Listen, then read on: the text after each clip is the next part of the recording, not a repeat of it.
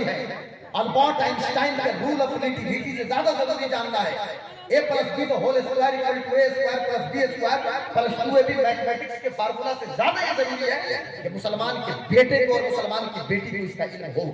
مصحف جو ہمارے پاس ہے کتابی شکل میں وہ الگ چیز ہے، لیکن یہ کلام ہے اور کلام اللہ کی مخلوق نہیں ہے، کلام اللہ کی صفت ہے.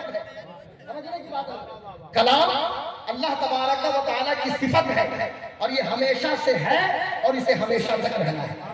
مجھے یہاں کوئی ایویڈنس نہیں دینا ہے، میں تو بلیورز کے بیچ خطاب کر رہا ہوں، آپ کے بیچ خطاب کر رہا ہوں.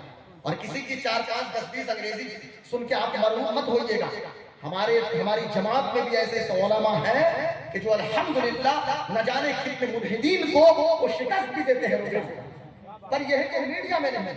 مجھے بتائیے نا، ایک ویڈیو وائرل ہو گئی، لوگ گھبرا گئے، شاید ہمارے لوگ مرعوب ہو گئے، لیکن آپ بھول گئے 1935 میں 1935 میں حضرت علامہ عبدالعلیم صدیقی میرٹھی رحمۃ اللہ علیہ جو اعلیٰ حضرت کی آنکھ ہیں، اعلیٰ حضرت کی جو خلیفہ ہیں، یہ کینیا کے مومباسا شہر میں جا کے جارج برنارڈ شاہ کو ان کے لوگوں کے بیچ اگر کسی نے شکست کیا تھا تو حضرت علامہ عبدالعلیم صدیقی میرٹھی رحمۃ اللہ علیہ.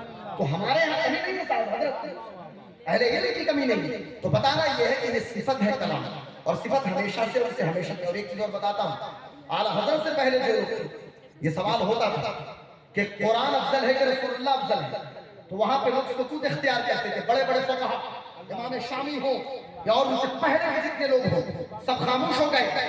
لیکن جب سوال اعلیٰ حضرت کے پاس آیا کہ قرآن افضل ہے کہ رسول اللہ افضل ہے، تو امام کا قلم ہے نا اور امام کی فکر ہے. میرے اعلیٰ حضرت نے باضابطہ لکھا کہ قرآن سے اگر تم کہتے ہو کہ مصحف یعنی یہ کتاب جو ہمارے گھروں میں ہے، تو ظاہر سی بات ہے یہ تو کتاب ہے نا، تو اس سے بہتر تو مصطفیٰ ہے. لیکن کلام کی بات کرو گے تو یقیناً کلام اللہ کی صفت ہے اور وہ رسول اللہ کا. میری بات سمجھیے، مصحف اور کلام میں فرق ہے.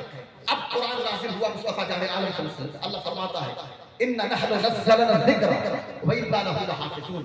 ہم نے اس قرآن کو اتارا اور ہم ہی اس کے نگہبان ہیں. ہمارے یہ 10 بچے 15 بچے جو حافظ ہوئے ہیں، یہ چھوٹے چھوٹے بچے، ان کا آئی کیو انٹیلیجنس کوشن، دیکھیں 2 چیزیں ہوتی ہیں، ایک آئی کیو ہوتا ہے، ایک ای کیو بھی ہوتا ہے اور ایک ایس کیو بھی ہوتا ہے. موجودہ دور میں تینوں چیزوں کے لوگ گفتگو کر رہے ہیں، باضابطہ اس پہ تھیسس بھی لوگ لکھ رہے ہیں. انٹیلیجنس کوشن اور ایموشنل کوشن اور سوشل کوشن ہمارے بچوں کا الحمدللہ بھائی شبیر بھائی، ہمارے بچوں کا تینوں کوشن مضبوط ہے.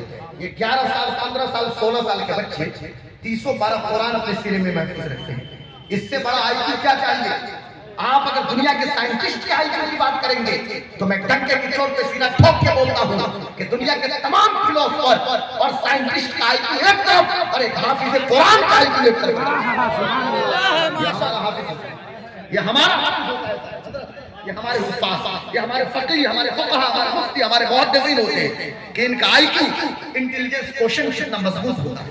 میں بتانے آپ سے یہ لگاتا ہے، لیکن یاد رکھیے گا ہم قرآن اس لیے حفظ نہیں کرتے کہ قرآن کی عظمت میں اضافہ ہو جائے، بلکہ ہم قرآن اس لیے یاد کرتے ہیں کہ ہماری عظمت میں اضافہ ہو جائے، ہمارے خاندان کی عظمت میں اضافہ ہو جائے. اور ہمارے حفظ کی وجہ سے قرآن کی حفاظت نہیں ہو رہی ہے، بلکہ ہم حفاظت کا ذریعہ بن رہے ہیں. حضرت حفاظت کا ذریعہ اس لیے کہ اِنَّا نَحْنُ نَزَّلْنَا، اللہ واحد ہے لیکن جمع کا صیغہ استعمال اس لیے کیا گیا یہاں پہ اِنَّا نَحْنُ نَزَّلْنَا الذِّكْرَ وَإِنَّا لَهُ لَحَافِظُونَ. اللہ نے میں نے نہیں اتارا، ہم نے اتارا، تو اتارا اللہ نے. حفاظت کا بھی ذمہ دار اللہ ہے، لیکن اللہ نے ان چھوٹے چھوٹے بچوں کو بھی قرآن کی حفاظت کا ذمہ دار بنا دیا. یہ ذریعہ ہے، یہ چھوٹے، یہ ہمارے استاد کرتے ہیں. بھائی اِنَّا نَحْنُ ہے نا، سوچا نَحْنُ نَزَّلْنَا الذِّكْرَ اِنَّا لَهُ لَحَافِظُونَ. یہ جمع ضمیر کیوں لایا جائے گا؟ اس لیے ضمیر جمع لے کر آئے ہیں. میں ادھر جگہ میں بیٹھ کے نہیں پڑھا رہا، آپ کے لیول پہ اتر کے خطاب کرنے کی میں کوشش کروں تاکہ آپ کو بہت سمجھ میں آئے. بتانا یہ آپ سے کہ یہ بچے ذریعہ ہے، حفاظت کی ذمہ دار یہ نہیں ہے، ذریعہ یہ ہے. حفاظت اللہ نے اپنے ذمہ کرم کر رکھا. لیکن سنیے اب مین پوائنٹ پہ ہم آگے ہیں مختصر سے وقت. سوال یہ نہیں ہے، توجہ چاہتا ہوں، سوال یہ نہیں ہے اور یہ کل بھی نہیں تھا کہ ہم کتنے بچوں کو حافظ قرآن بنائیں. یہ سوال کل بھی نہیں تھا، آج بھی نہیں. یہ سوال کل بھی نہیں ہے. الحمدللہ ہر دور میں حفاظ کی کمی ہے، ہر دور میں. صحابہ سے لے کے تابعین تبع تابعین ائمہ محدثین مفسرین ایک لمبی فہرست ہے کہ جنہوں نے قرآن کریم کو یاد کیا. ہمارے انڈیا میں کشمیر سے لے کر کنیا کماری تک حضرت گجرات سے آسام انڈمان سے لکشدیپ تک پورے بھارت کی میں بات کرتا ہوں, سب کنٹیننٹ کی بات نہیں کرتا, بھارتی اپمہادیپ کی نہیں, خاص طور سے انڈیا کے اندر ہر سال ہزاروں حافظ قرآن پیدا ہو رہے ہیں. پوری دنیا میں لاکھوں میں یہ تعداد پہنچتی ہے اور ہمارے حفاظ موجود ہیں. سوال یہ نہیں الحمدللہ حافظ ہے, لیکن آپ غور کیجئے, غور کرنے کی بات ہے, بہت بڑی باتیں کہنے جا رہے ہیں. آخر کیا وجہ ہے کہ دنیا میں 2-3 ملک ہی ایسا ہے کہ جہاں پہ بار بار مسلمانوں کا ایموشنل بلیک میل کرنے کے لیے, جذباتی استحصال کرنے کے لیے اور مسلمانوں کو ٹارچر کرنے کے لیے, کبھی ایمسٹرڈم کے اندر, نیدرلینڈ کے اندر, دہیگ میں, یا پھر بیلجیم کے بروسلز کے اندر, اور پھر ڈنمارک کے اندر مختلف جگہوں پہ برننگ قرآن ڈے اور قرآن کو جلانے کی کوشش لوگ کرتے ہیں. اس سے کیا فرق پڑ جا رہا ہے بھائی؟ آپ کرو روزانہ برننگ قرآن ڈے, تم یہی کام کرو, قرآن جلاؤ. تم مصحف کو تو جلا سکتے ہو نا, لیکن کلام جو سینے میں چھپا ہے یہ مصحف نہیں چھپا ہے, یہ کلام ہے جو ہمیشہ سے ہے اور اسے ہمیشہ سے ہے. اسے کیسے مصحف کو تو جلا سکتے ہو, کلام کو کیسے ختم کرو؟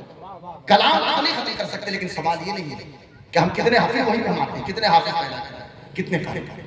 بات یہ ہونی چاہیے, حفاظ ہوں, قرہ بھی ہوں, سوال یہ ہم کریں اپنے آپ سے بھی اور اپنی سوسائٹی کے اندر بھی, اپنی بیٹی بہن سے بھی اور اپنے معاشرے کے اندر بھی, کہ ہم نے کیا یہ سنشچت کیا, کیا یہ لازم کیا کہ ہم خود بھی قرآنی تعلیمات پہ عمل کر رہے ہیں یا نہیں کر رہے ہیں, اور اپنے لوگوں کو بھی قرآنی تعلیمات پہ عمل کرا رہے ہیں کہ نہیں کرا رہے ہیں. قرآنی تعلیمات پہ عمل کرنا.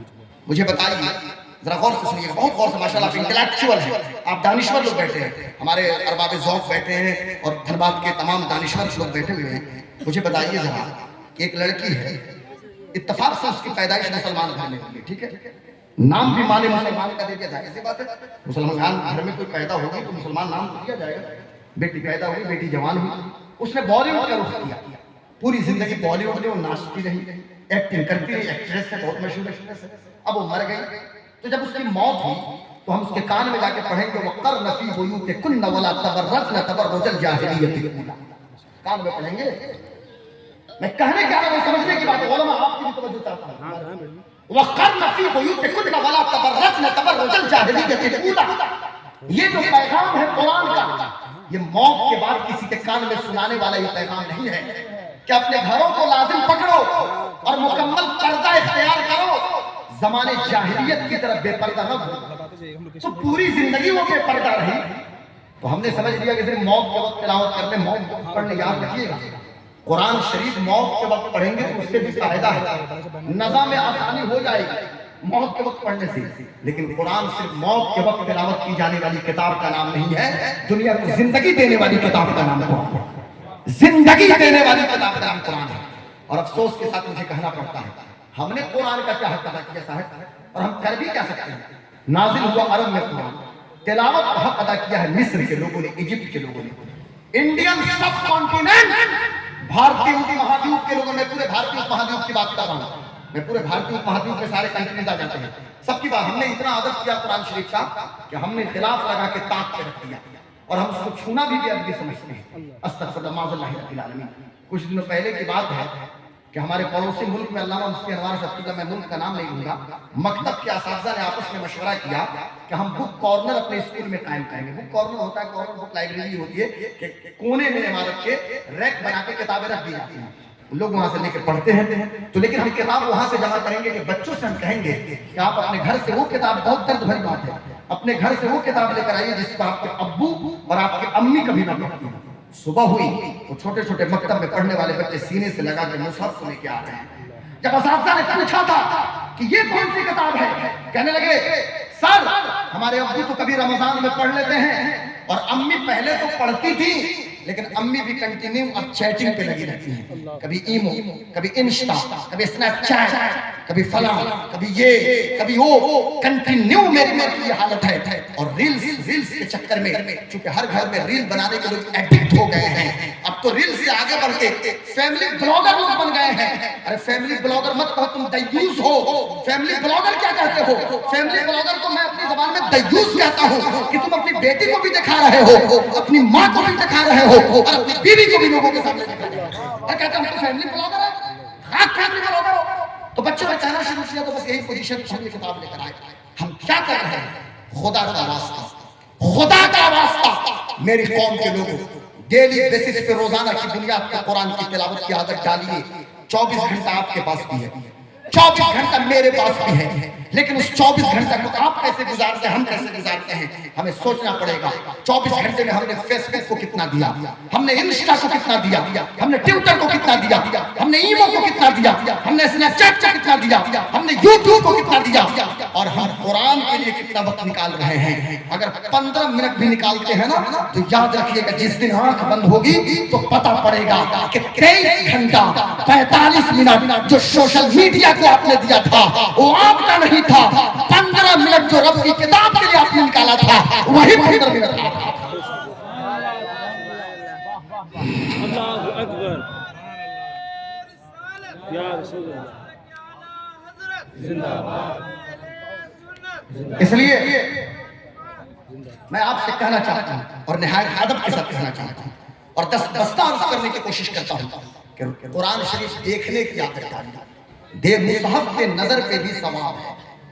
حضور کی حدیث ایسا ہے، اور حضور نے اس وقت فرمایا تھا جب ابھی قرآن جمع نہیں ہوا تھا۔ گویا کہ حضور کی نگاہیں دیکھ رہی تھی قرآن کو جمع کیا جائے، جبھی تو حضور نے فرمایا کہ مصحف پہ نظر ڈالنا بھی ثواب ہے، تو قرآن دیکھنے پہ ثواب ہے۔ قرآن شریف دیکھنے کی عادت ڈالیے، قرآن شریف پڑھنے کی عادت ڈالیے۔ تو جو لڑکی مر گئی اب ہم کہتے ہیں وقرن فی بیوتکن، نہیں، جب وہ زندہ ہو۔ اکثر گاؤں دیہات میں ہم جاتے ہیں تو ہم دیکھتے ہیں کہ باپ جب بیٹی کو رخصت کرتے ہیں، میں بہار جھارکھنڈ ہر جگہ کی بات کرتا ہوں، تو قرآن کے سائے میں بچیوں کو رخصت کرتے ہیں۔ اچھی بات ہے، آپ کریں، برکت حاصل کریں۔ میری بیٹی رخصت ہوگی تو قرآن کے سائے میں، بہت اچھی بات ہے۔ لیکن کاش کہ جب بچی میرے آنگن میں کھیل رہی تھی اس وقت ہم قرآنی تعلیمات کے مطابق اپنے بچی کی تربیت کر دی ہوتی، اور صرف بچی کی تربیت نہیں بلکہ بیٹا اور بیٹی دونوں کی تربیت قرآن تعلیمات کے مطابق کرنے کی ضرورت ہے۔ پوری دنیا کے لیے قرآن منشور حیات، پوری دنیا کے لیے آئیڈیل ہے، اور رسول اللہ صلی اللہ علیہ وسلم کا سب سے بڑا معجزہ قرآن مقدس ہے۔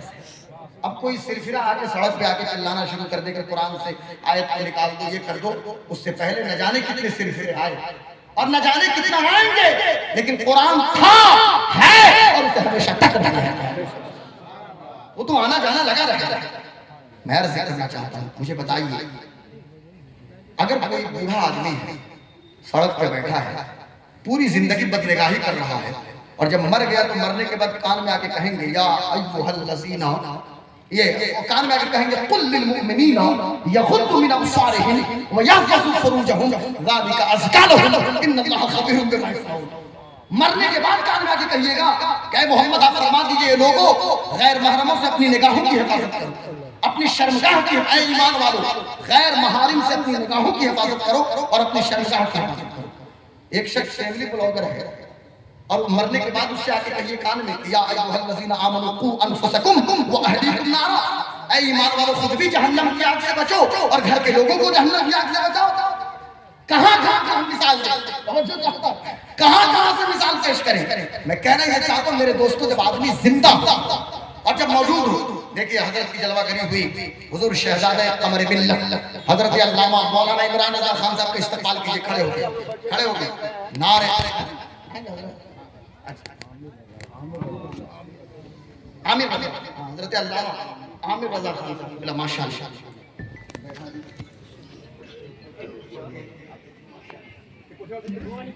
یہ کہاں کا ہے؟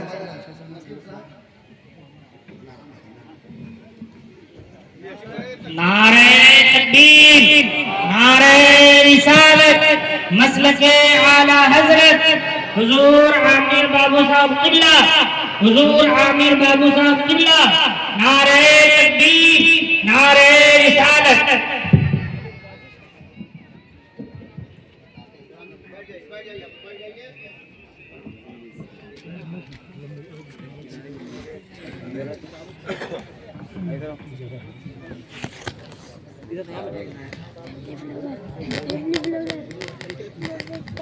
آپ دیکھ رہے ہیں کہ دوران خطاب ابھی حضور شہزادہ قمر بلت نبیر مفسر اعظم ہند، اب میں آپ کو بتا دوں کہ حضرت جو موجود ہیں میری دائیں جانب کہ شہزادہ اعلیٰ حضرت ہیں، خانوادہ اعلیٰ حضرت کے فرد ہیں، اور ہمارے لیے یہی کافی ہے کہ اعلیٰ حضرت کا شہزادہ، اس سے بڑی بات کیا ہو سکتی ہے؟ سبحان اللہ۔ ان کے والد گرامی حضور پیر طریقت حضرت علامہ ڈاکٹر قمر رضا خان رحمۃ اللہ علیہ، ان کے والد گرامی حضور مفسر اعظم ہند حضرت علامہ ابراہیم رضا خان جیلانی میاں، ان کے والد گرامی حجت الاسلام شہزادہ اعلیٰ حضرت حضرت علامہ حامد رضا خان نور اللہ مرقدہ، اور ان کے والد گرامی اعلیٰ حضرت سیدی سرکار امام محمد رضا خان قابل کریں گے۔ آگے بڑھیں گے علامہ نقی علی خان سلطان المحققین، کتنا بڑا عالم تو نہیں دکھائی دیتا۔ ہاں علامہ نقی علی خان رحمۃ اللہ علیہ کی کتاب پڑھیے نا، تفسیر علم الاشراف پڑھیے تو پتہ چل جائے گا کہ کیا جلوے ہیں۔ اعلیٰ حضرت کے صرف باپ نہیں ہیں، وہاں پہ تو ایسا لگتا ہے علمی نکات میں بھی اعلیٰ حضرت باپ ہے، تو باپ بھی وہاں پہ دکھائی دے رہے ہیں کتاب میں۔ جی صاحب، یہ حضور علامہ نقی علی خان، تو اس خانوادے کے فرد۔ آگے بڑھیں گے علامہ رضا علی خان، اس وقت ہمارے بیچ موجود ہیں، ہمارے بڑے بڑے فرما ہیں حضرت علامہ مولانا عامر رضا خان